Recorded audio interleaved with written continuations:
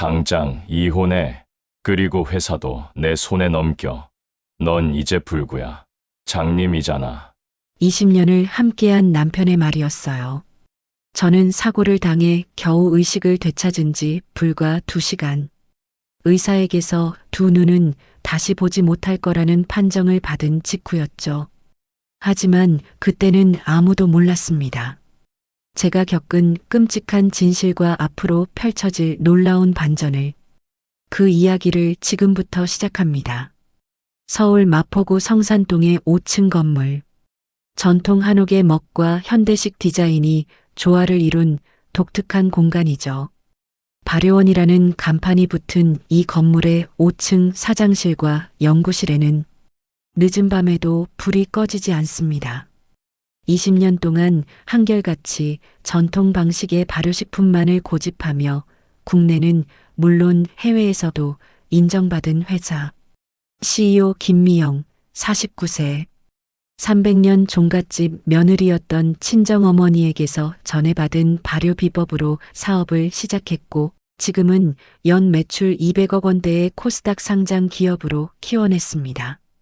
최근에는 중앙아시아 시장에서 한국 전통 식문화가 주목받으면서 새로운 프로젝트와 사업 계획 때문에 늦게까지 임원들과 미팅하는 날이 많았죠. 하지만 그날은 오랜만에 일찍 퇴근해 성북동 자택 서재에서 프로젝트 자료를 검토하고 있었어요. 가정부 최 여사가 차려준 저녁을 마치고 서재에 앉아 있는데 남편 태준이 먼저 말을 걸어왔습니다. 나 상갓집 갔다 올 테니까. 그런 줄 알아. 서류를 넘기던 저는 고개를 들었어요. 남편 김태준, 50세. 그는 사업 수완도 추진력도 없는 사람이었습니다. 늘 남이 차려놓은 밥상에 숟가락만 얹는 식이었고, 그 때문에 회사 임원들 사이에서도 눈총을 받는 겉만 번지르르한 빈 껍데기 전무이사였죠. 그럼에도 저는 불만을 내색한 적이 없었습니다.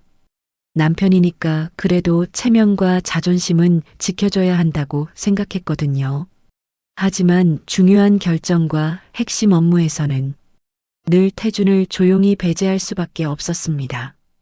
그게 회사를 지키는 길이라는 걸 누구보다 잘 알고 있었으니까요. 남편과의 각방 생활은 이미 오래전부터였습니다. 퇴근 후에도 태준은 늦게 들어오는 일이 다반사였지만 저는 그에게 불만을 품지 않았습니다. 오히려 그의 체면을 세워주고 싶다는 생각뿐이었죠. 상갓집이요? 누구 집인데요? 대학 동기 아버지가 돌아가셨대. 인사는 해야지. 대학 동기요? 응. 오랜만에 연락 왔더라고.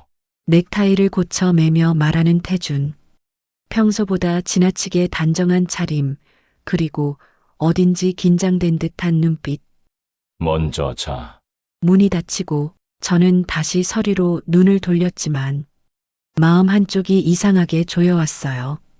밤 9시쯤 목이 말라 주방으로 갔습니다. 식탁 위에는 제가 늘 마시는 잔에 차가 담겨 있었어요. 내가 좋아하는 자스민 차구나. 차를 들고 서재로 돌아와 한 모금 마셨습니다. 10분쯤 지났을까요? 갑자기 몸이 나른해졌어요. 조금만 쉬자.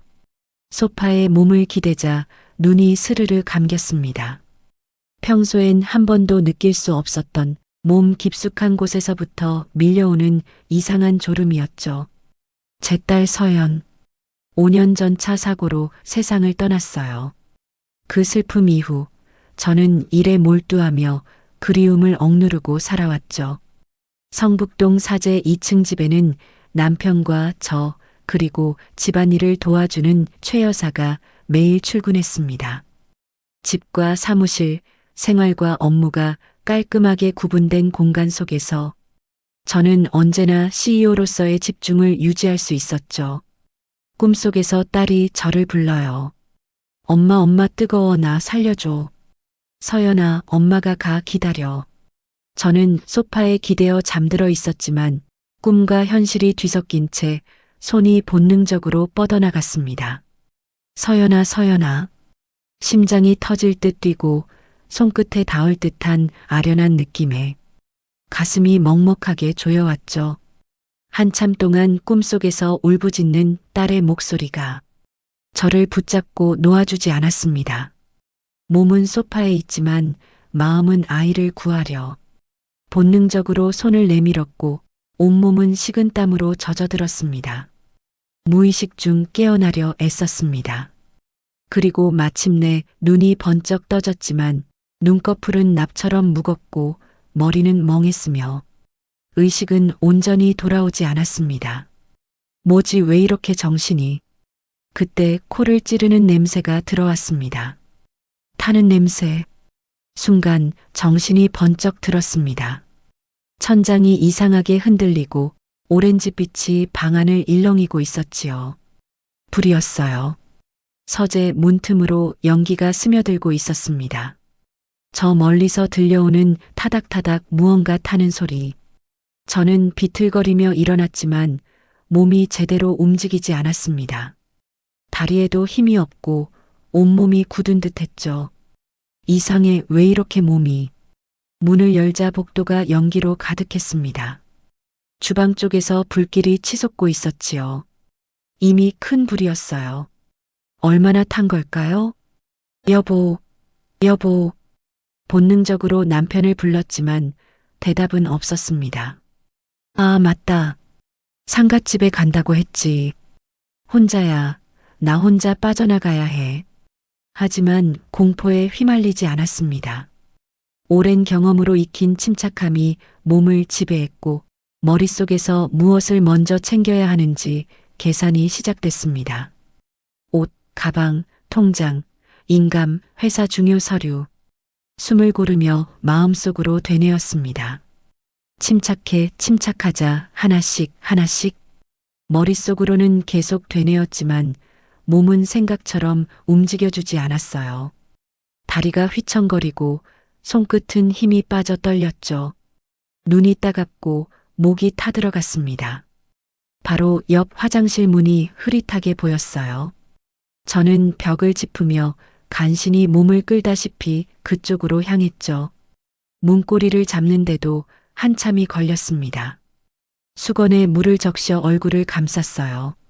뜨거운 공기와 매캐한 연기가 조금은 막히는 듯했죠. 저는 떨리는 숨을 크게 한번 들이마셨습니다. 마음속으로 되뇌었죠. 할 수 있어. 이 자리 오기 전까지 겪은 모든 일들이 주마등처럼 스쳐갔습니다. 이보다 더 힘든 일도 있었잖아. 복도로 나왔습니다. 하지만 안방까지 가기에는 너무 멀었어요. 온몸이 이질적으로 느려졌고 균형도 제대로 잡히지 않았어요. 한 걸음 또 한 걸음 내디딜 때마다 다리가 자신의 것이 아닌 듯 휘청거렸어요. 저는 그제야 확실히 깨달았어요. 내 몸이 마음대로 움직이지 않는다. 안방으로 돌아가 옷을 챙기는 건 무리였습니다. 시간도 체력도 몸도 허락하지 않았어요. 그 순간 머릿속에서 단 하나의 생각만 또렷이 떠올랐습니다. 일단 나가야 돼. 나만이라도 살아나야 해. 열기가 피부를 때렸고 불길이 벽을 타고 천장으로 번지고 있었습니다. 한 걸음 또 한 걸음. 연기 속을 헤치며 나아갔지만 이상했습니다. 머리가 계속 멍했고 다리가 제대로 움직이지 않았죠. 평소에 저라면 이미 밖으로 나갔을 텐데 왜 이렇게 몸이 무거운 걸까? 현관이 보였습니다. 저기만 가면 돼. 불과 4m. 그때 위에서 둔탁한 소리가 들렸습니다. 퍽! 천장이 무너지고 있었고 저는 본능적으로 몸을 날렸습니다. 앞으로 현관을 향해 몸을 던진 순간 번개에 맞는 듯한 강렬한 아픔이 왼쪽 눈을 관통했습니다. 아! 무언가 날카로운 것이 제 얼굴을 스쳤습니다.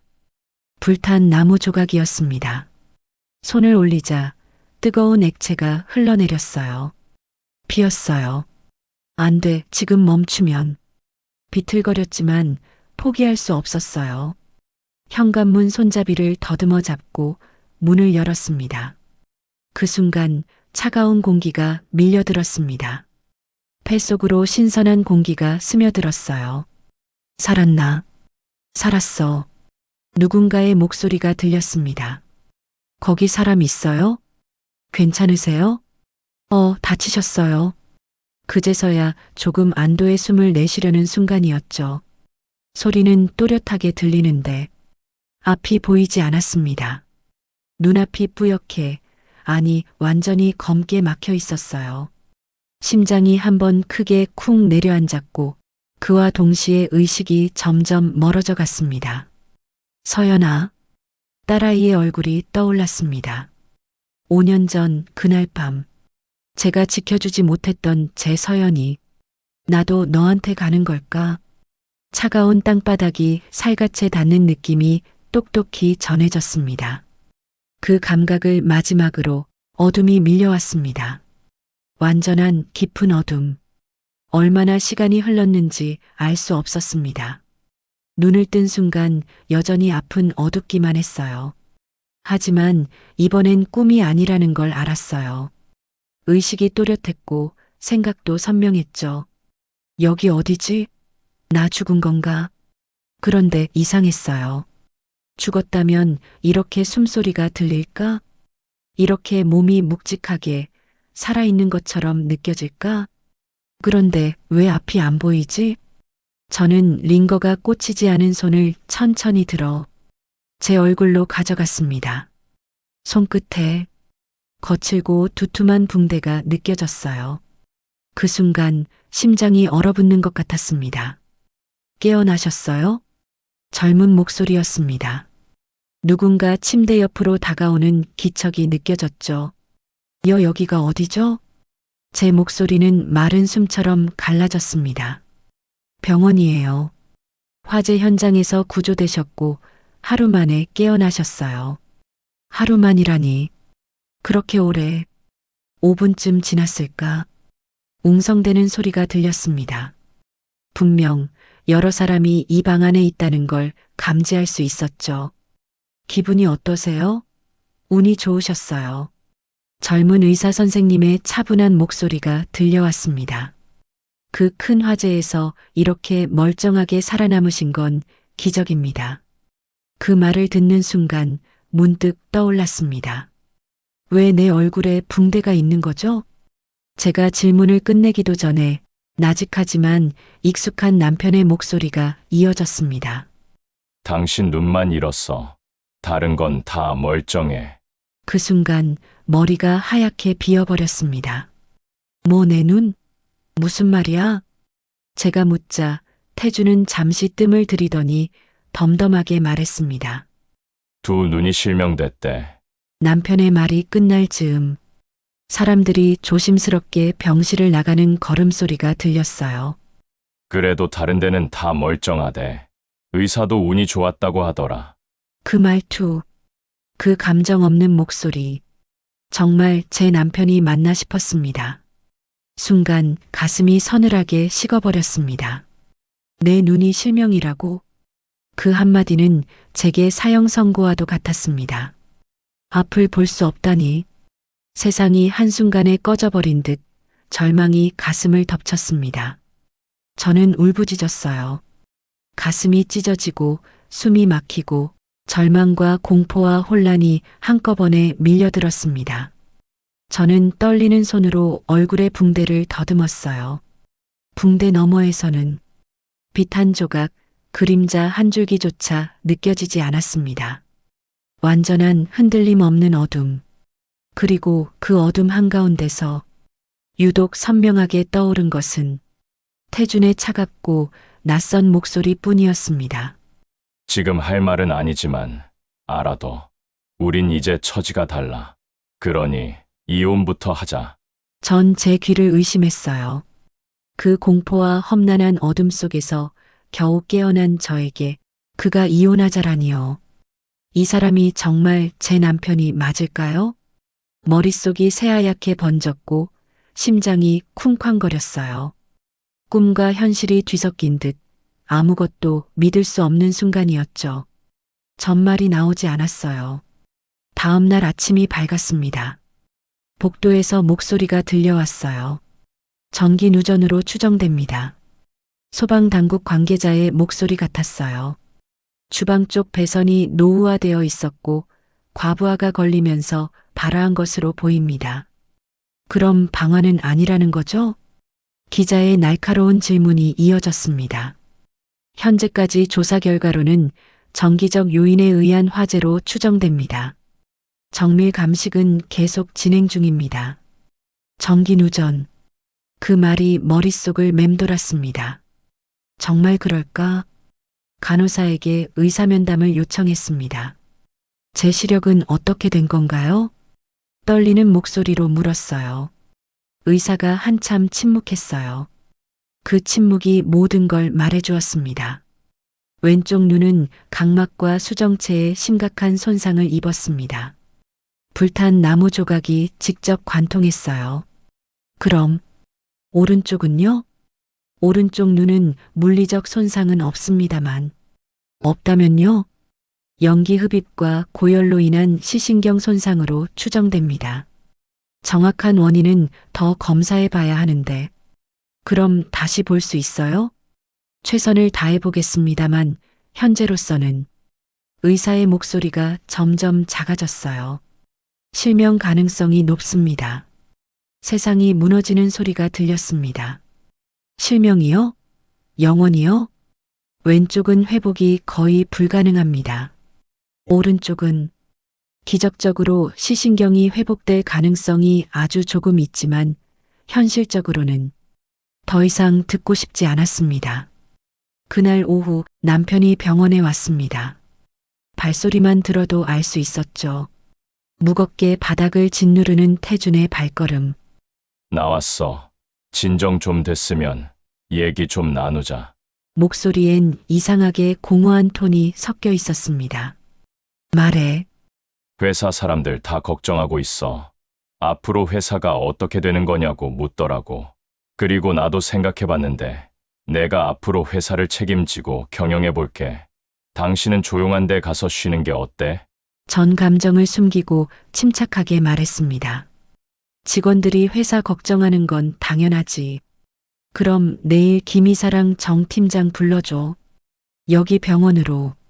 태준이 불만 섞인 목소리로 말했습니다. 여기 왜? 그래, 여기서. 다음 주 중아시아 프로젝트 미팅 때문에 그래. 당신은 잘 모르잖아. 아, 그럼 내가 김 이사랑 정 팀장 잘 수습해보면 안 돼? 당신은 아직 환자니까 그냥 쉬고. 아니야. 내가 휴식 전에 꼭 마무리해야 하는 일이야. 그렇게 해. 전 표정을 바꾸지 않고 최대한 침착하게 고개를 끄덕였습니다.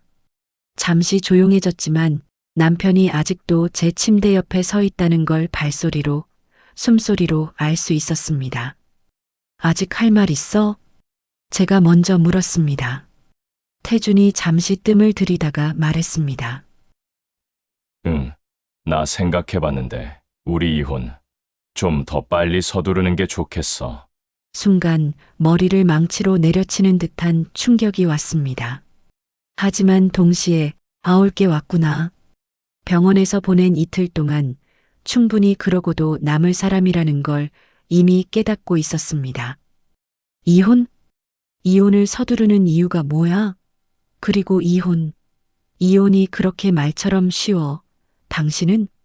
태주는 잠시 머뭇거리더니 갑자기 목소리를 높였습니다. 장님이랑 못 산다고! 순간 제 귀가 의심스러울 정도였습니다. 뭐라고? 장님, 그래, 장님, 넌 이제 불구라고! 내가 공기 좋고 조용한 요양원 알아볼 테니까 거기나 가서 살아. 사업, 회사, 다 끝났어! 그는 한 번도 숨을 고르지 않고 잔인하게 말을 이어갔습니다. 내가 내 옷자락 잡고 울며 붙잡아도 내가 들을까 말까인데 뭘 미팅 소집하라고? 아직도 내가 회사 CEO라고 생각해? 꿈 깨라, 김미영. 전 말문이 막혔습니다. 목이 메이고 가슴이 갈갈이 찢어지는 것 같았습니다. 서러움이 몰려왔어요. 저를 향해 휘갈긴 말들이 한 칼 한 칼 비수처럼 꽂혀왔습니다. 하지만 그 잔인한 현실이 이제부터 제가 마주해야 할 상황이라는 것도 전 이미 알고 있었습니다. 다음 날 아침 병실 문이 열리는 소리가 들렸습니다. 안녕하세요. 대하나재보험 조사팀 박성민입니다. 낯선 남자 목소리였어요. 아, 네. 들어오세요. 김미영 대표님 맞으시죠? 화재 사고 건으로 몇 가지 여쭤볼 게 있어서 왔습니다. 의자를 끄는 소리, 서류를 펼치는 소리. 사고 당일 상황에 대해 말씀해 주시겠어요? 저는 천천히 그날 밤을 떠올렸습니다. 저녁 9시쯤 차를 한 잔 마시고 서재에서 잠이 들었어요. 그리고 깨어났을 때 불이. 차요? 누가 준비해 줬나요? 식탁에 놓여 있었어요. 가정부가 준비한 것 같았고, 가정부는 몇 시에 퇴근하나요? 보통 오후 6시요. 조사관이 뭔가를 적는 소리가 들렸습니다. 그럼 그 차는 3시간이나 식탁에 놓여 있었는데도 따뜻했다는 거네요? 그러네요. 이상했어요. 생각해보니 확실히 이상했죠. 그리고 전기 누전이라고 하기엔 조사관이 말을 이었어요. 조금 이상한 점이 있습니다. 그때 병실 문이 열렸어요. 누구세요? 태준의 목소리였어요. 아, 보험사 조사관이에요. 아, 그래요. 전 남편 김태준입니다. 태준이 조사관과 악수하는 소리가 들렸습니다. 뭘 조사하시는 거예요? 화재 원인 관련해서요. 전기 누전이라고 하기엔 바라지점이. 아, 그건 확실히 전기 누전이에요. 집이 오래됐거든요. 태준이 조사관의 말을 자르며 끼어들었어요. 소방서에서도 그렇게 결론 냈잖아요. 네, 하지만 저희 쪽에서는 좀 더 정밀하게. 아내는 그런 부분 잘 몰라요. 그냥 사고예요. 불행한 사고. 태준의 목소리는 단호했고 냉랭했습니다. 대표님, 혹시 화재 당일 특이한 점 없으셨나요? 예를 들어, 없었어요. 제가 대답하기도 전에 태준이 먼저 끊었습니다. 아무 특이한 점 없었어요. 그냥 불운한 사고였죠. 조사관이 잠시 침묵했습니다. 그렇군요. 일단은 여기까지 하겠습니다. 추가로 필요하면 연락드리겠습니다.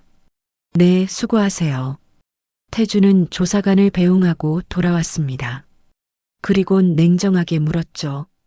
다음 주까지 서류 다 준비될 거야. 당신은 사인만 해. 집과 재산은 다 당신 몫이야. 난 그저 회사만. 그리고 위자료는 내가 줄게. 말을 남기고 태준은 서둘러 나갔습니다.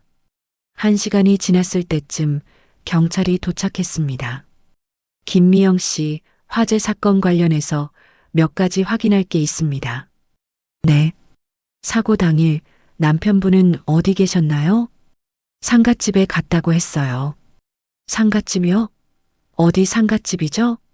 대학 동기 부친상이라고 들었어요. 경찰이 뭔가를 적는 소리가 들렸습니다. 대학 동기 성함이? 저는 잘 모르겠어요. 남편분한테 직접 여쭤봐야겠네요. 지금은 회사에 있을 거예요. 알겠습니다. 그리고 혹시 최근에 남편분과 다툼이 있었나요? 다툼이요? 네. 부부싸움이나 금전적인 문제라든가. 아니요. 저희는 오래전부터 대화가 없었어요. 싸울 일도 없었죠. 경찰이 잠시 침묵했습니다. 그렇군요. 일단 여기까지 하겠습니다. 경찰이 나가고 저는 혼자 생각에 잠겼습니다. 조사관이 뭐라고 했지? 이상한 점이 있다고. 하지만 태준의 말이 맞겠죠. 그냥 사고였을 거예요. 그렇겠지. 남편이 거짓말할 이유가 없잖아. 그렇게 스스로를 설득하려 애썼지만 마음 한켠에 찜찜한 불안감이 스멀스멀 기어 올라왔습니다. 태준의 말과 행동, 그 차가운 태도, 뭔가 단순한 사고로는 설명되지 않는 느낌이었죠. 그날 오후 연락이 왔습니다. 김미영 씨 사건은 일단 사고로 결론 났습니다. 네. 남편분 알리바이도 확인됐고 화재 원인도 전기 누전으로 최종 판정됐습니다. 그렇군요. 쾌차하시길 바랍니다. 전화가 끊겼습니다. 사고. 그냥 사고였어. 저는 안도했습니다. 다행이야. 내가 괜히 의심했나 봐. 이틀 후 보험조사관 박성민이 다시 왔습니다. 마침 그때 남편 태준도 병원에 도착했죠. 대표님, 마지막으로 몇 가지만 더 확인하고 싶어서요. 네. 보험금 관련해서는 문제없이 진행될 것 같습니다. 다만, 그때 태준의 휴대폰이 울렸습니다. 잠깐만요. 전화 좀 받고 올게요. 태준이 복도로 나갔고 문이 닫혔습니다. 조사관이 주변을 살피는 기척이 느껴졌습니다. 목소리를 낮추며 말했죠. 대표님, 이상한 점이 있습니다. 네. 그날 주방에서 발견된 인화점이 기계적 누전 패턴이 아닙니다. 무슨 말씀이세요? 제가 오랫동안 화재 조사를 해왔는데요. 이건 의도적 착화 흔적입니다. 심장이 쿵 내려앉는 듯 했습니다. 의도적이요? 네.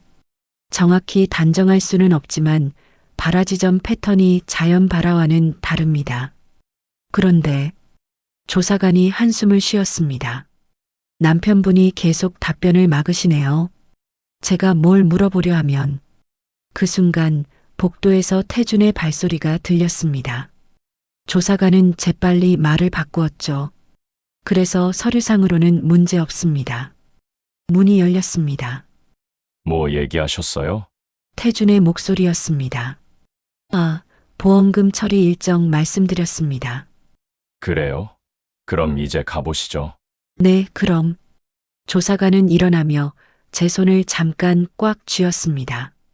조심하세요. 그 신호가 온몸에 전해졌습니다. 발소리가 멀어지자 저는 멍하니 앉아 있었습니다. 의도적 착화? 설마 아니야. 하지만 조사관의 마지막 말이 계속 귓가에 맴돌았습니다. 오늘 좀 춥네. 태준이 코트를 벗으며 말했어요. 그 순간이었어요. 코트에서 어떤 냄새가 스쳤습니다. 기름 냄새. 희미하지만 절대 착각할 수 없는 냄새. 이 냄새? 저는 본능적으로 코를 조금 들이켰습니다. 실명한 이후 제 후각은 더 예민해졌거든요. 주방에서 나던 그날 밤 그 냄새와 똑같아. 왜 그래? 태준이 묻자 저는 조심스레 말했어요. 당신 코트에서 기름 냄새 나는 것 같은데. 기름. 태준이 코트를 들고 살피는 소리가 들렸습니다. 아, 회사 발효실 갔다 왔거든. 기계 기름이 묻었나 봐. 발효실에? 당신이 직접 갔어? 응. 요즘 내가 챙겨. 바빠서. 말끝이 너무 급하게 잘렸어요. 그리고 태준은 코트를 거의 던지듯 의자에 내팽개쳤습니다. 아, 이거 세탁 맡겨야겠다. 냄새 심하네. 그런데 아니었어요. 냄새는 심해서가 아니라 숨기고 싶어서 얼른 멀리 던져버리려는 행동처럼 느껴졌습니다. 너무 자연스럽지 않았어요. 왜 이렇게 급하게 반응하지? 정말 발효실 냄새가 맞는 걸까? 아, 화장실 좀 다녀올게. 태준이 나간 뒤 그의 코트 주머니에서 핸드폰이 울렸습니다. 이번엔 단순한 진동이 아니었어요. 알림 읽기 기능이 켜져 있었고 음성으로 메시지가 흘러나왔습니다. 보험사 사망보험금 처리 관련 필요 서류가 준비되는 즉시 연락 바랍니다.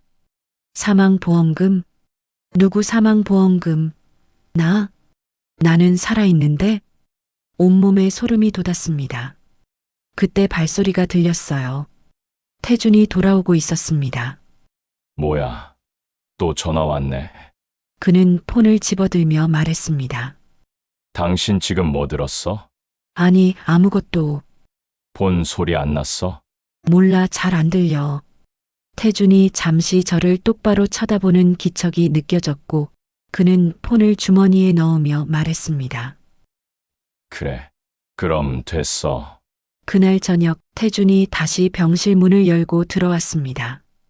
오늘 회계팀에서 결제 서류가 도착했어. 병실에서 처리해야 한다고 하더라고. 그는 서류를 내밀었지만 제가 볼 수 없으니 말로 읽어주었습니다. 첫 번째는 중아시아 프로젝트 예산 변경 건입니다. 승인 필요. 좋아. 그 금액 그대로 진행해. 태준이 다음 장을 넘기며 읽습니다. 두 번째는 신규 파트너사 계약 조건 조정 건입니다. 확인 후 서명 필요. 그래. 그대로 진행하고 서명은 당신이 대신해. 저는 침대에 앉아 손끝으로 서류를 짚으며 결정을 내렸습니다. 그가 읽고 제가 지시하고 태준이 실행하는 짧지만 이상하게 팽팽한 긴장이 감도는 순간이었습니다. 시각은 잃었지만 그래도 나는 회사의 결정권자야. 그러면서도 마음 한구석에는 여전히 의심이 남아 있었습니다. 정말 회사 일이 전부일까? 그때 태준이 중얼거렸습니다. 직원들도 다들 잘하고 있고 하지만 아직 살아있어서 다행이지. 귀가 쫑긋해졌습니다. 뭐라고? 응? 지금 뭐라고 했어? 아니, 그냥 사고에서 살아있어서 다행이라고. 아니, 아직까지라고 했잖아. 태준의 숨소리가 갑자기 거칠어졌어요. 아, 그게 아니라 그러니까. 왜 그렇게 말한 거야? 저는 담담하게 물었지만 속은 얼어붙은 듯 했어요. 그냥 아직도 살아줘서 그런 뜻이었어. 더 이상 묻지 않았습니다. 하지만 속으로는 이미 알고 있었어요. 이건 단순한 말실수가 아니라고. 아직까지 살아있어서. 그 말은 마치 제가 죽었어야 자연스러운 사람, 죽지 않은 게 오히려 불편한 사람처럼 들렸습니다. 아니면 누군가의 계획이 어그러진 것처럼. 그 순간 온몸이 서서히 식어갔습니다. 눈을 잃은 건 나인데 지금 더 보이지 않는 건 태준의 진심이었어요. 그날 밤 저는 잠을 이룰 수 없었습니다. 모든 조각들이 머릿속에서 맴돌았어요. 그날 밤 차 한 잔, 남편이 상갓집에 갔다는 것, 보험조사관의 말 의도적 착화 흔적, 코트에서 난 기름 냄새, 사망보험금 문자, 그리고 아직까지 살아있어서 우연일까? 다 우연일까? 아니었어요. 너무 많았어요. 다음 날 아침 직원들이 문병 겸 업무 보고를 위해 병원을 찾기 시작했습니다.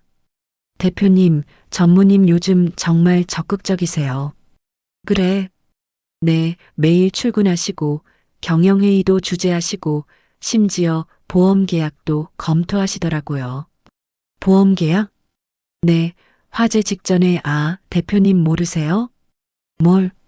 화재 나기 이틀 전에 전무님이 회사 단체 보험을 고액으로 변경하셨어요. 대표님 명의로. 심장이 멎는 것 같았어요. 얼마로? 50억이에요. 원래는 10억이었는데. 내가 언제 그런 거 승인했어? 전무님이 대표님 인감으로 처리하셨다고.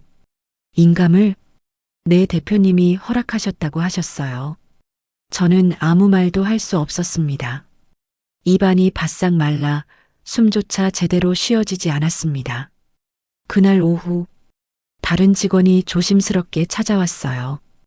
대표님, 혹시 이런 말씀 드려도 되는지 모르겠지만 그래도 알려드리는 게 맞다고 생각해서요. 제 친한 친구가 강남 오피스텔 건물 1층에서 커피숍을 운영하는데요. 몇 주 전 그곳에 놀러 갔을 때 전무님이 어느 여자분과 함께 들어가시더라고요. 처음엔 제가 착각했나 싶었는데 지난주에도 똑같은 걸 또 봤어요. 그래서 꼭 알려드려야 할 것 같아서요. 뭐, 언제인지 정확히 기억할 수 있나요? 네, 그럼요. 저희가 일본에서 갑작스럽게 들어온 대량 주문 때문에 몇 주 동안 매일 저녁 9시까지 야근했잖아요. 드디어 모든 게 정상 궤도로 돌아가던 날 모두 6시에 퇴근했죠. 바로 대표님 댁 화재 사건이 있었던 그날입니다. 대략적인 시간도 혹시 기억나요? 네, 아마 9시 이후였을 거예요. 그때쯤으로 기억합니다. 그제서야 깨달았어요. 상갓집 갔다는 건 거짓이었구나. 세상이 무너지는 소리가 들리는 것 같았어요. 그 오피스텔 이름이 강남 역삼동의 아트홀릭 오피스텔이에요. 이곳이 그날 남편이 있었던 곳 젊은 여자와 함께 그리고 정 팀장도 조심스럽게 말했습니다. 대표님 화재 원인 있잖아요. 응. 소방관이 저한테 살짝 귀띔해줬는데요. 불길 속에서 정 팀장에게 전화를 건 것도 그가 단숨에 우리 집으로 왔던 것도 전 지금까지 잊고 있었습니다. 뭐? 지하 차고에서 가스 점화 장치 같은 게 발견됐대요. 뭐? 정확하지는 않지만 자연 발화가 아닐 수도 있다고. 그럼 왜 사고로 결론이 난 거야? 증거가 불충분하대요. 그리고 전무님이 소방서에 압력을 넣으셨다는 소문도. 손이 떨렸습니다. 그 점화장치 지금 어디 있어? 소방서에서 보관 중인데 전무님이 폐기 요청하셨대요. 폐기를? 네. 전무님이 그날 현장에 오셔서 이거 치우라고 소리를 지르셨대요. 평소와 달리 너무 격앙된 모습이라 소방관들조차 이상하게 생각했대요. 그제야 모든 조각이 맞춰지고 있었습니다. 화재 이틀 전 전무인 남편은 제 인감으로 보험 계약을 50억으로 변경했습니다. 화재 당일 그는 상갓집이 아니라 강남 오피스텔에 있었고 젊은 여자와 함께였죠.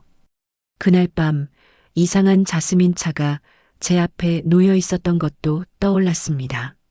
화재 현장에서는 의도적인 착화 장치가 발견되었습니다.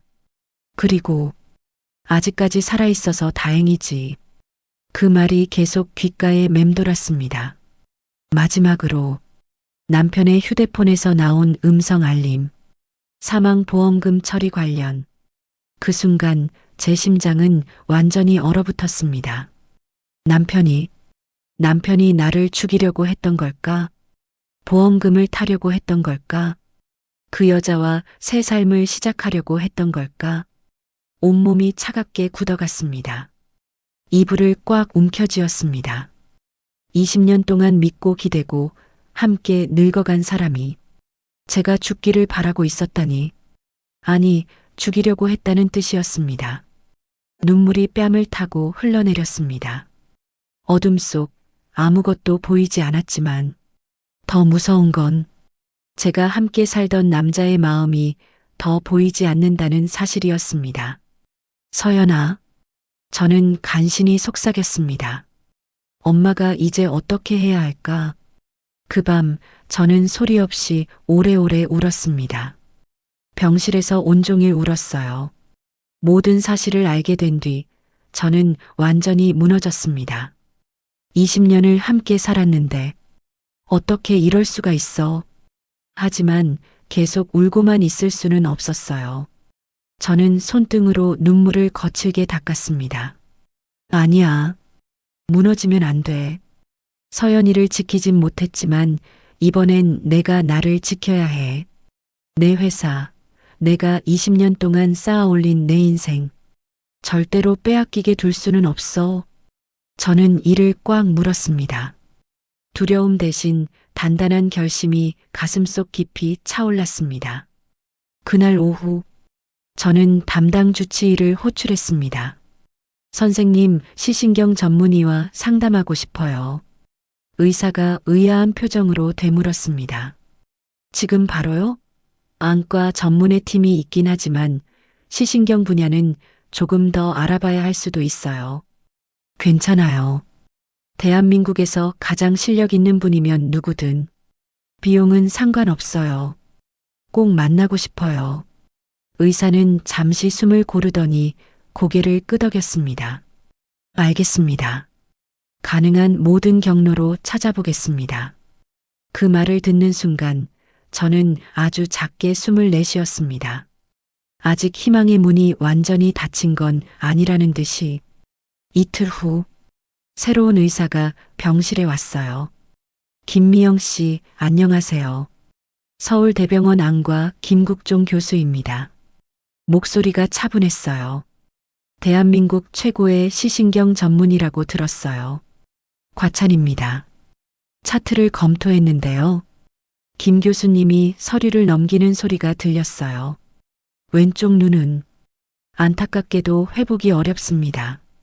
각막과 수정체 손상이 심각합니다. 네. 하지만 오른쪽 눈은 다릅니다. 심장이 뛰기 시작했어요. 오른쪽은 물리적 손상이 없습니다. 시신경 손상으로 추정되는데 MRI 결과를 보니 완전히 파괴된 건 아닙니다. 그럼 수술이 가능합니다. 숨이 멎었어요. 정말요? 네. 시신경 재생 수술입니다. 최신 기법인데 성공률은 김 교수가 잠시 멈췄어요. 40에서 50% 정도입니다. 반반이네요. 네. 하지만 시도해 볼 가치는 충분합니다. 수술하지 않으면 회복 가능성은 0%니까요. 저는 주먹을 꽉 쥐었어요. 언제 할 수 있어요? 준비 기간 포함해서 한 달 정도 걸립니다. 그 사이에 몸 상태를 회복하셔야 하고요. 할게요. 꼭 해주세요. 알겠습니다. 최선을 다하겠습니다. 김 교수가 나간 후 저는 희망을 느꼈어요. 볼 수 있어. 다시 볼 수 있을지도 몰라. 그럼 남편의 얼굴을, 그 냉혹한 표정을 똑똑히 볼 수 있어. 그날 밤 저는 회사 재무팀장에게 전화를 걸었어요. 팀장님, 저예요. 대표님, 어떻게 지내세요? 괜찮아요. 부탁이 있어요. 말씀하세요. 제 개인 계좌에서 5천만 원을 인출해 주세요. 현금으로요. 5천만 원이요? 네. 그리고 아무한테도 말하지 마세요. 특히 전무님한테는 절대. 재무팀장이 잠시 침묵했어요. 알겠습니다. 대표님을 믿습니다. 고마워요. 다음 날 오후 재무팀장이 병실에 나타났어요. 대표님, 가져왔어요. 가방을 건네는 소리가 들렸어요. 아무도 몰라요? 네. 제가 직접 처리했습니다. 고마워요. 정말 고마워요. 재무팀장이 나간 후 저는 가방을 침대 밑에 숨겼어요. 이제 시작이야. 다음 날 오전, 저는 간병인이 오기를 조용히 기다렸습니다. 손끝으로 휴대폰을 만지작거리며 마음은 조급하고 떨렸습니다. 드디어 간병인이 들어오자 저는 숨을 고르고 속삭였습니다. 저기, 부탁 하나 해도 될까요? 네, 얼마든지요. 법무법인 정에 검색해서 전화해 주실 수 있나요? 그리고 10분만 자리를 비워주시겠어요? 네, 알겠습니다. 간병인이 화면을 더듬으며 검색하는 소리가 조용히 들렸습니다. 잠시 뒤 휴대폰이 진동하며 연결음이 울렸습니다. 받아보세요. 저는 떨리는 손으로 전화를 들었습니다. 법무법인 정에 무엇을 도와드릴까요? 변호사님과 상담하고 싶습니다. 어떤 사건이신가요? 살인 미수와 재산 탈취 시도입니다. 잠시 상담원이 숨을 죽이는 기척이 느껴졌어요. 잠시만요. 담당 변호사와 연결해 드리겠습니다. 잠시 후 새로운 목소리가 들렸어요. 안녕하세요. 법무법인 정의 형사팀 이지은 변호사입니다. 목소리가 똑 부러졌어요. 대한민국에서 가장 뛰어난 여성 변호사라고 들었습니다. 과찬입니다. 사건 내용을 자세히 말씀해 주시겠어요? 저는 심호흡을 하고 말했어요. 남편이 저를 죽이려 했습니다. 알겠습니다. 그럼 내일 찾아뵙고 자세한 말씀 더 듣겠습니다. 다음 날 이지은 변호사가 병실로 찾아왔어요. 김미영 대표님 만나서 반갑습니다. 또각 하이힐 소리, 탁 가방을 내려놓는 소리. 혹시 다른 분은 안 계시죠? 네, 오늘은 혼자예요. 좋습니다. 그럼 시작하죠. 저는 숨을 고르고 알고 있는 모든 사실을 털어놓기 시작했어요. 그날 밤 내게 제공된 차 한 잔. 남편이 직접 건넨 건 아니었지만 그 차에 담긴 의도는 분명했어요. 그날 밤 그는 상갓집이 아니라 강남 오피스텔에 있었어요. 경찰 조사에서는 상갓집에 있었다고 확인되었지만 직원들의 목격담은 달랐습니다. 화재 이틀 전 내 인감으로 보험 계약을 50억으로 변경한 점, 현장에서 발견된 인위적 착화 흔적과 가스 점화 장치, 그리고 사망 보험금 문자, 아직까지 살아있어서 다행이라는 말. 이지은 변호사는 내 말 하나하나를 놓치지 않고 조용히 메모했어요. 정황 증거만으로도 상당합니다.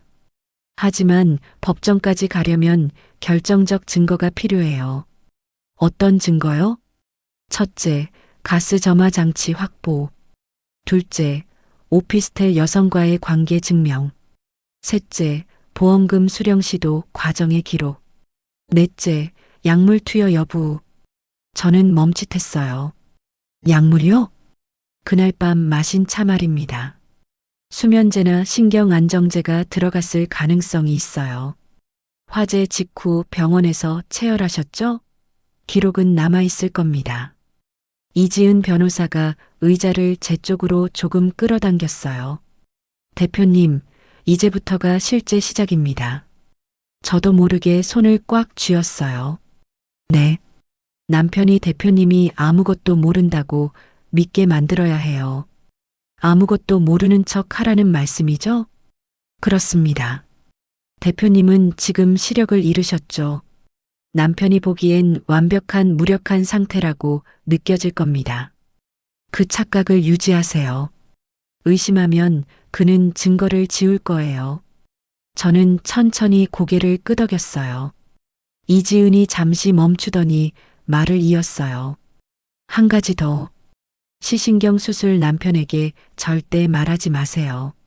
수술을요? 네. 대표님이 다시 볼 수 있다고 알게 되면 남편에겐 위기입니다. 계획이 전부 드러나니까요.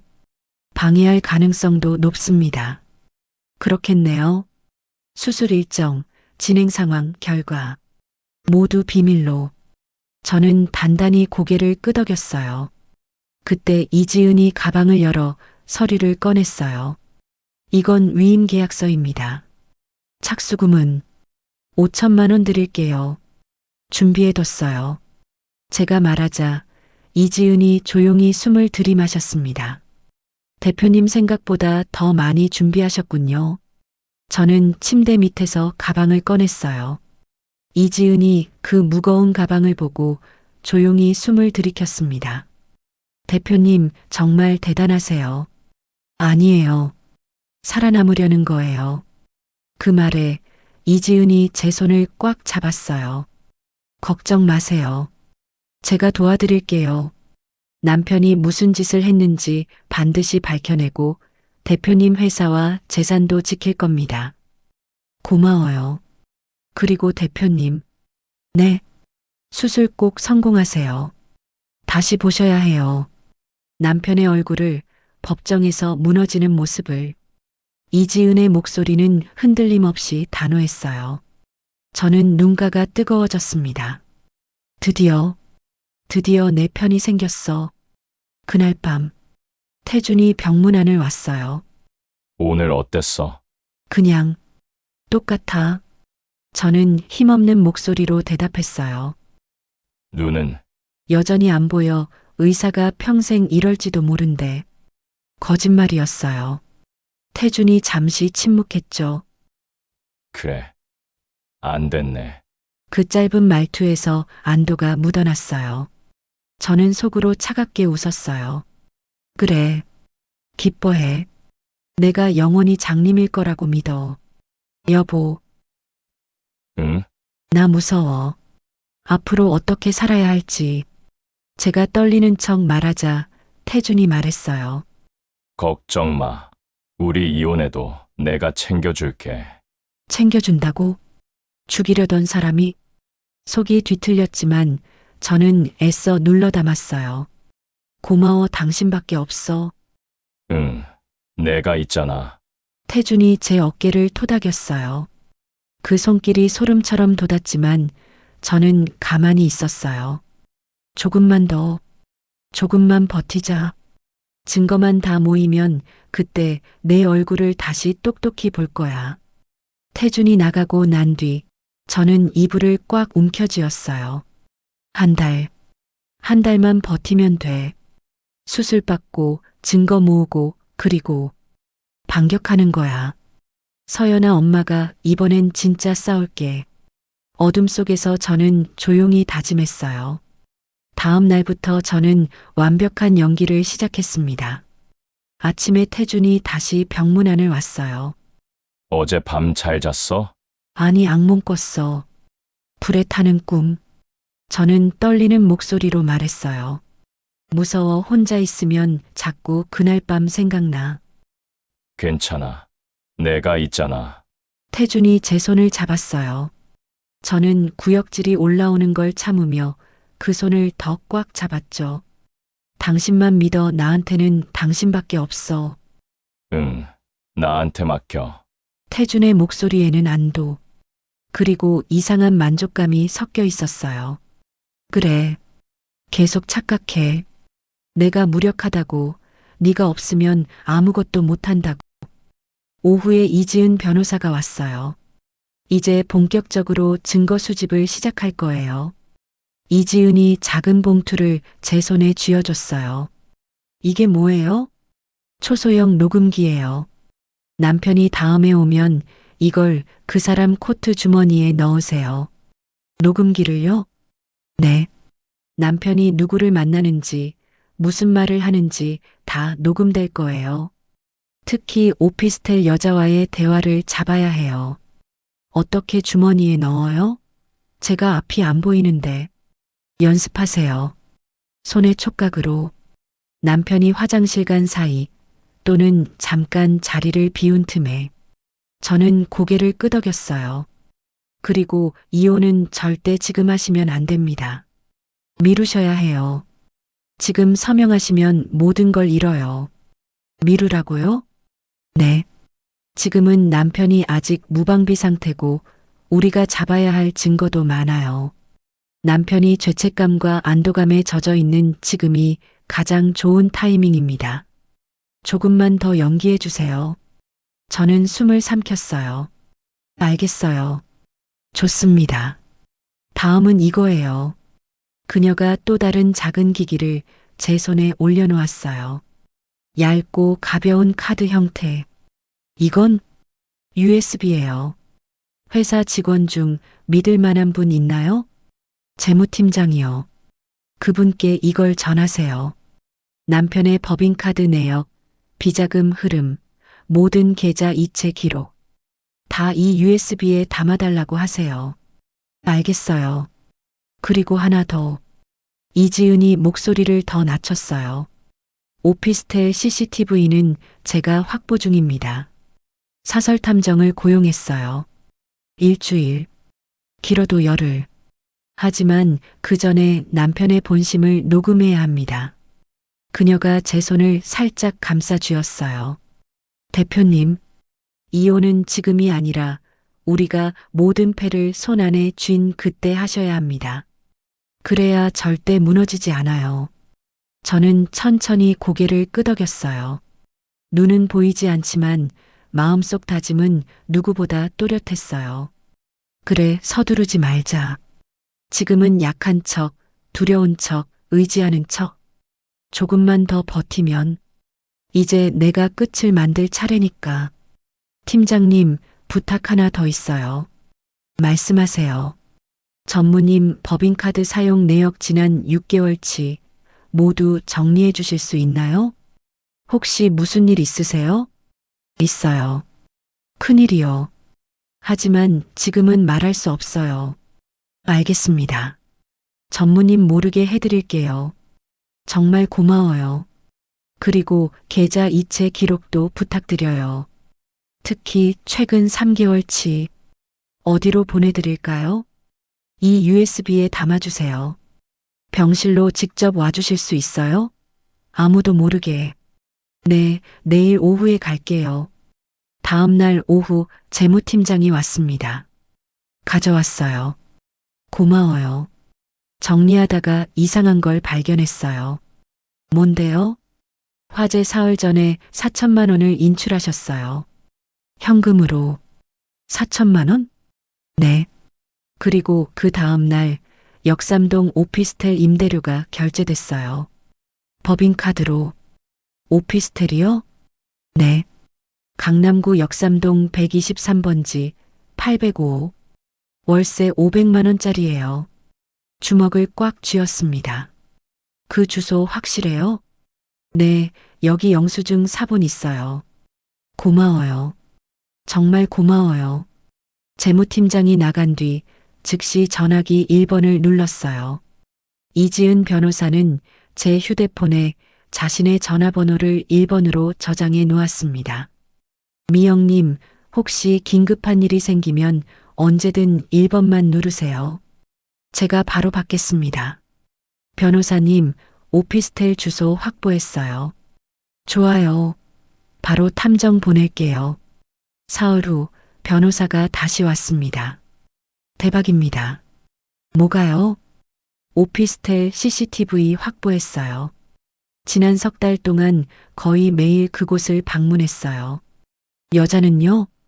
이름은 최유진. 26살. 강남 클럽에서 일하다가 남편을 만난 것 같아요. 26이요? 네. 그리고 더 충격적인 게 있어요. 화재 당일 밤 오후 9시에 그 오피스텔에 들어갔어요. 그리고 새벽 2시에 나왔어요. 새벽 2시면 불이 난 시각이 새벽 1시 반이었죠. 정확히 그 시간대예요. 온몸이 떨렸어요. 그럼 상갓집은 처음부터 거짓말이었네요. 네. 알리바이가 완전히 무너졌어요. 며칠 후 태준이 병문안을 왔어요. 요즘 회사 일로 바빠서 자주 못 와서 미안해. 괜찮아. 바쁜 거 알아. 저는 힘없이 대답했어요. 화장실 좀 다녀올게. 태준이 일어났어요. 지금이었어요.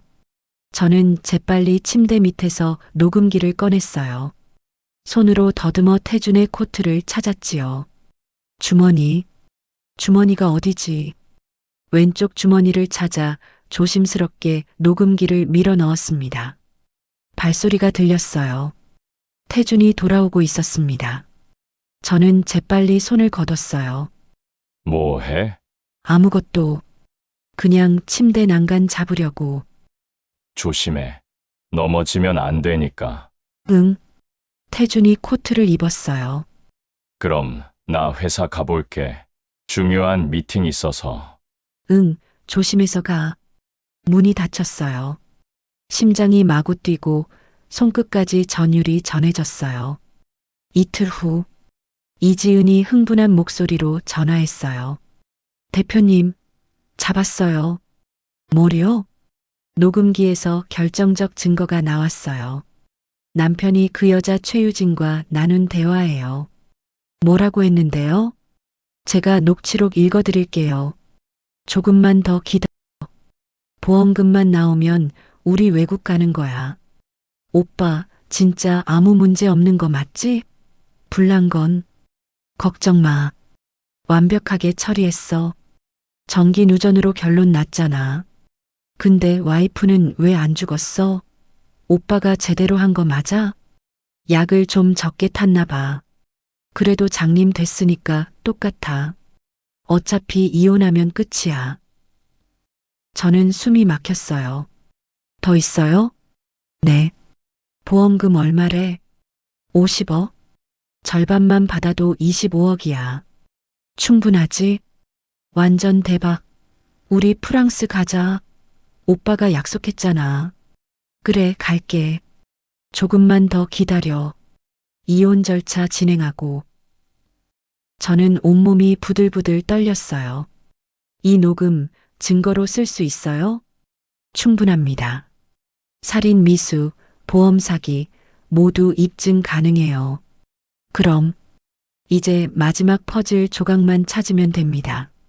뭔데요? 화재 당일 약물 투여 증거예요. 혈액 검사 기록을 확보해야 해요. 다음 날 간병인의 도움을 받으며 김국종 교수를 찾아갔습니다. 교수님, 제가 화재 당일 병원에 왔을 때 체열했잖아요. 네, 그렇습니다. 그 혈액 아직 보관되어 있나요? 당연히 보관되어 있습니다. 왜요? 정밀 검사를 받고 싶어요. 특히 수면제나 신경안정제 성분이 있는지요. 김 교수가 잠시 침묵했어요. 무슨 일이신가요? 의심되는 게 있어서요. 알겠습니다. 국립과학수사연구원에 의뢰하겠습니다. 일주일 후 결과가 나왔어요. 대표님, 김 교수의 목소리가 무거웠어요. 혈액에서 졸피뎀 성분이 검출됐습니다. 졸피뎀이요? 강력한 수면제예요. 일반적인 용량의 3배가 검출됐습니다. 3배요? 네. 이 정도면 의식을 잃고 깊은 수면 상태에 빠집니다. 화재 경보를 들어도 깨어나기 힘든 수준이에요. 저는 주먹을 꽉 쥐었어요. 그럼 제가 그날 밤 일어나지 못했던 건 약 때문입니다. 의도적으로 투여된 것으로 보입니다. 이 결과 증거로 쓸 수 있나요? 당연히 가능합니다. 제가 공식 소견서를 작성하겠습니다. 그날 밤 이지은에게 전화했어요. 변호사님, 모든 증거가 다 모였어요. 정말요? 네. 약물 투여, 녹음 기록, CCTV, 비자금, 보험 계약, 화재 당일 동선, 모든 게 다요. 이지은이 한숨을 쉬었어요. 대단하세요, 대표님. 이제 남편을 고소할 수 있어요. 아니요. 네. 아직이에요. 왜요? 저는 미소 지었어요. 수술이 남았어요. 내 눈으로 직접 그 사람이 무너지는 걸 봐야 해요. 알겠습니다. 수술 날짜가 언제죠? 2주 후에요.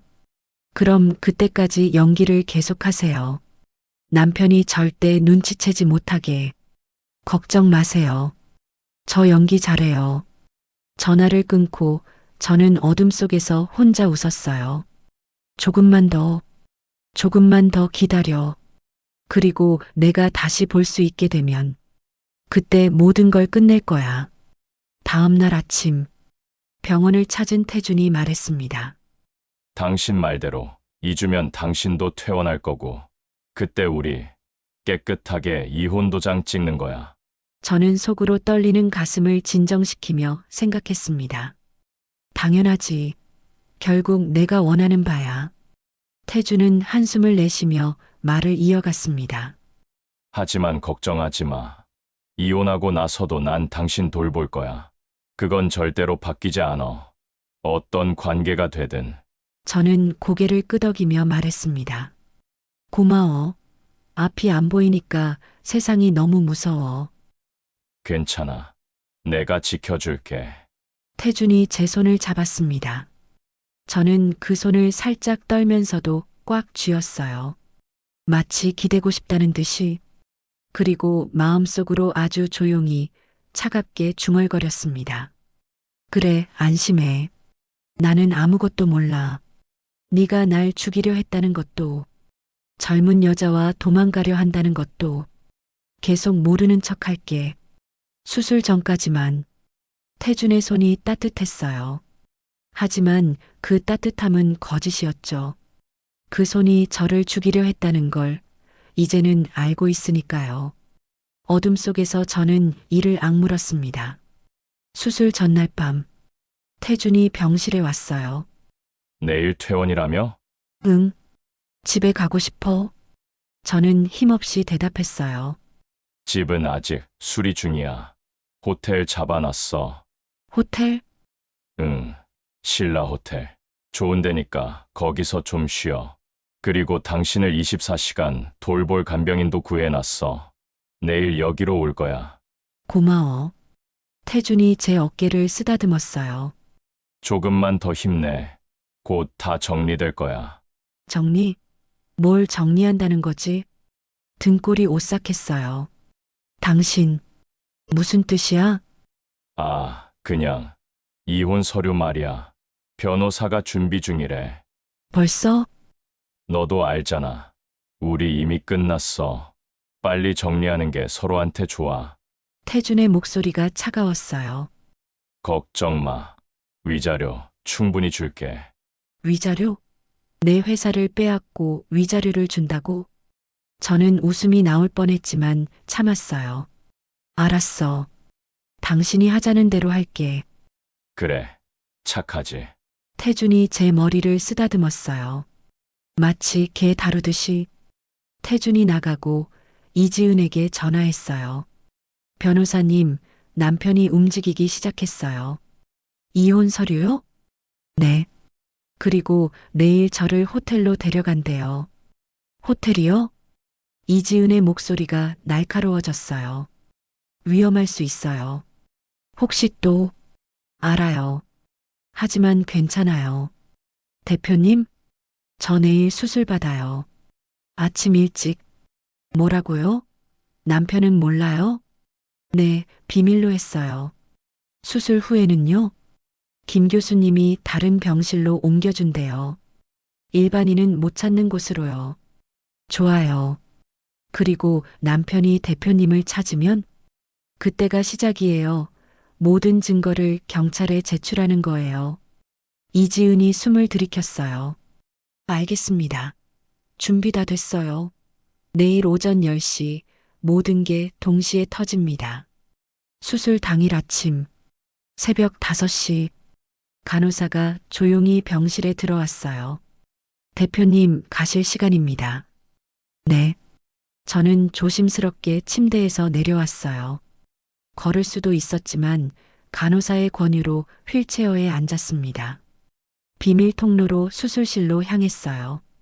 남편이 오면 제가 없다는 걸 알겠죠? 걱정 마세요. 퇴원 서류 처리하러 갔다고 다른 간호사와 미리 말을 맞춰놨습니다. 수술실 앞. 김 교수가 기다리고 있었어요. 준비됐어요? 네. 긴장하지 마세요. 최선을 다할게요. 교수님. 네. 성공하면 제가 제일 먼저 보고 싶은 게 뭔지 아세요? 뭔가요? 남편의 얼굴이요. 법정에서 무너지는 그 얼굴. 김 교수가 잠시 침묵했어요. 꼭 성공시켜드리겠습니다. 같은 시각. 역시 태주는 이른 아침 6시쯤 병원에 도착했습니다. 침대가 비어 있는 것을 확인하곤 간호사를 불렀습니다. 제 아내, 어디 갔어요? 간호사는 잠시 머뭇거리며 말했습니다. 아마 퇴원 서류 처리하러 가신 것 같아요. 그래요? 태준이 물었습니다. 간병인하고 같이 갔나요? 간호사는 고개를 살짝 저으며 답했어요. 아, 그건 제가 잘 모르겠어요. 태주는 뭔가 이상한 느낌을 받았지만 미영이 어디 있는지 정확히 알 수 없었습니다. 결국 그는 일단 회사로 돌아갔습니다. 오전 9시 수술이 끝났어요. 수술은 성공적이었습니다. 김 교수의 목소리가 들렸어요. 하지만 시력이 회복되려면 일주일은 기다려야 해요. 일주일이요? 네. 붕대를 풀고 신경이 재생되는 시간이 필요해요. 알겠어요. 저는 다른 병실로 옮겨졌어요. VIP 병동, 출입이 통제되는 곳. 대표님, 제가 왔어요. 이지은의 목소리였어요. 오셨어요, 변호사님. 수술 잘 되셨어요? 네. 이제 일주일만 기다리면. 좋아요. 그리고 지금부터가 시작이에요. 이지은이 노트북을 여는 소리가 들렸어요. 오전 10시 정각. 경찰이 남편을 찾아갈 거예요. 어떻게요? 화재 사건 재조사 명목으로요. 그리고 동시에요? 보험사가 보험금 지급 거부 통보를 하고 회사 이사회가 긴급 소집되고 검찰이 비자금 조사에 들어가요. 모든 게 한꺼번에요? 네.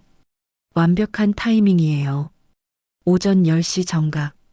태준은 회사에 있었어요. 사무실 문이 열렸어요. 김태준 전무님이십니까? 네. 누구세요? 서울지방경찰청 강력팀입니다. 화재 사건 관련해서 조사받으러 동행하셔야겠습니다. 무슨 소리예요? 그건 사고로 결론 났잖아요. 재조사 들어갔습니다. 새로운 증거가 발견됐거든요. 경찰이 영장을 보여줬어요. 지금 동행 안 하시면 체포영장 청구합니다. 이게 무슨, 태준의 얼굴이 새하얘졌어요. 같은 시각, 보험사에서 전화가 왔어요. 김태준 전무님, 보험금 지급이 거부됐습니다. 뭐라고요? 보험 사기 혐의가 포착됐습니다.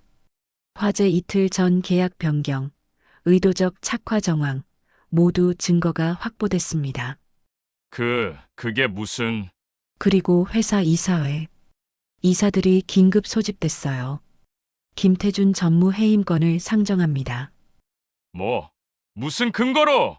비자금 조성, 횡령 혐의가 포착됐습니다.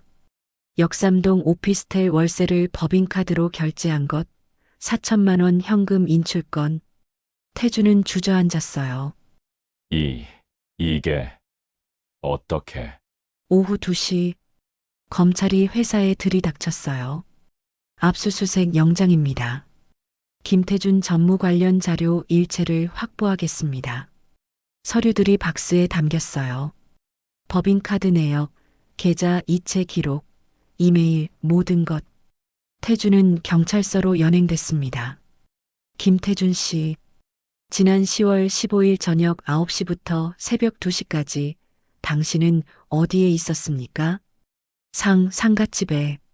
거짓말입니다. CCTV 확보했습니다. 당신은 역삼동 오피스텔에 있었어요. 최유진 씨와 함께. 태준의 얼굴이 흑빛이 됐어요. 그리고 이 녹음 파일 들어보시겠습니까? 조금만 더 기다려. 보험금만 나오면 우리 외국 가는 거야. 녹음기에서 자신의 목소리가 흘러나왔어요.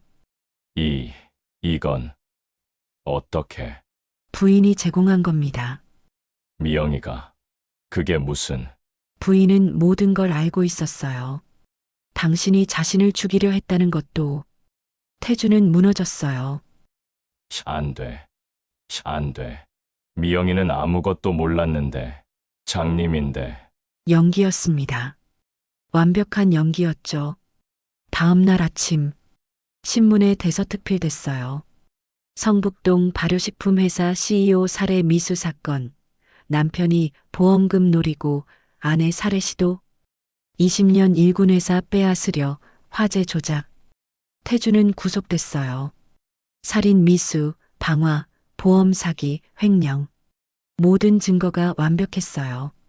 녹음 파일, CCTV, 혈액 검사, 증인 진술. 피고인 김태준, 일어나세요.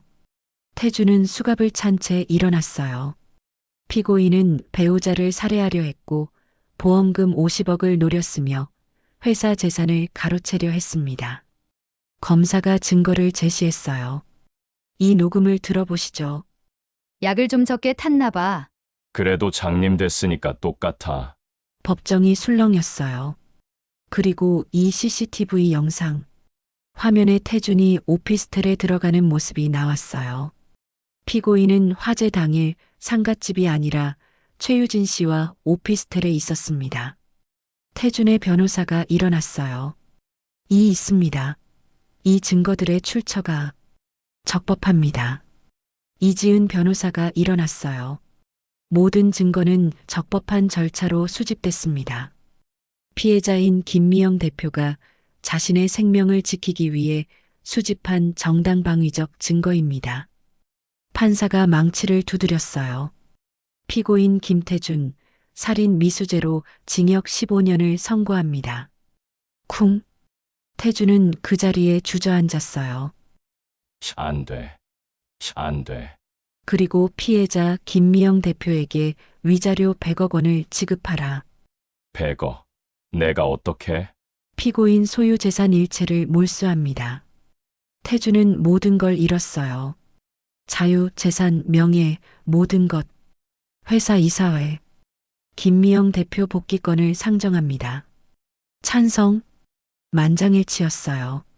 그리고 김태준 전 전무명의의 모든 직함을 박탈합니다. 태준의 이름이 회사에서 완전히 지워졌어요. 20년 동안 빌붙어 있던 그 자리에서 최유진도 공범으로 구속됐어요. 저는 몰랐어요. 오빠가 그런 짓 할 줄은. 당신도 보험금을 나눠 가지기로 했죠. 녹음에 다 나와 있어요. 제발 살려주세요. 하지만 법은 냉정했어요. 공범, 징역 7년. 일주일 후, 김 교수가 병실에 들어왔어요. 대표님, 오늘 붕대를 풀 날입니다. 드디어요. 네. 준비되셨어요? 네. 이지은도 옆에 있었어요. 대표님, 긴장 풀으세요. 김 교수가 천천히 붕대를 풀기 시작했어요. 한 겹, 두 겹, 세 겹. 마지막 붕대가 벗겨졌어요. 천천히 눈을 떠보세요.